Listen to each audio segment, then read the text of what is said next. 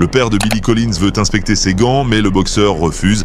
Il crie, se dispute et fait tout son possible juste pour éviter de laisser les officiels les vérifier. Et voici à quoi ressemblait son adversaire après le combat. Les médecins ont déclaré plus tard que sa vue avait été irrémédiablement endommagée et qu'il ne pourrait plus jamais combattre. C'est devenu l'un des combats les plus sales de l'histoire de la boxe. Mais que s'est-il vraiment passé cette nuit-là? Billy Collins, un jeune boxeur talentueux avec un palmarès de 14 victoires et 11 KO. Face à lui se tenait Luis Resto, un combattant dur et expérimenté. Dans le coin de Resto se trouvait son entraîneur, Panama Lewis, un homme tristement célèbre pour l'utilisation de tactiques sales et malhonnêtes dans la boxe. On s'attendait à ce que Collins gagne, mais Lewis et Resto avaient préparé un plan choquant et illégal.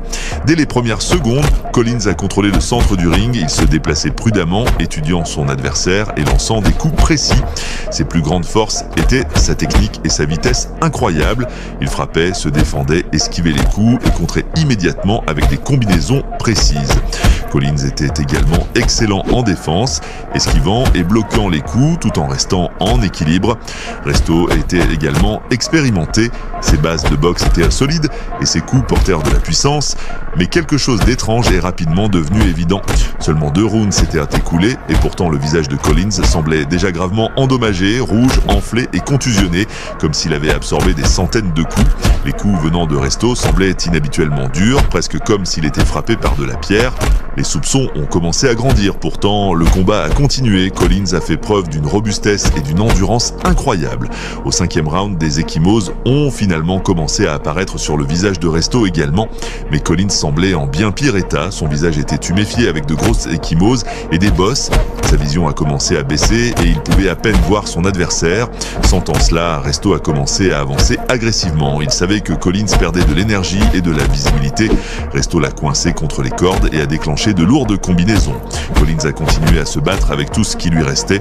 Ses coups portaient encore de la puissance, mais sa précision a commencé à s'estomper à mesure que sa vision se détériorait. Finalement, il pouvait à peine distinguer son adversaire devant lui.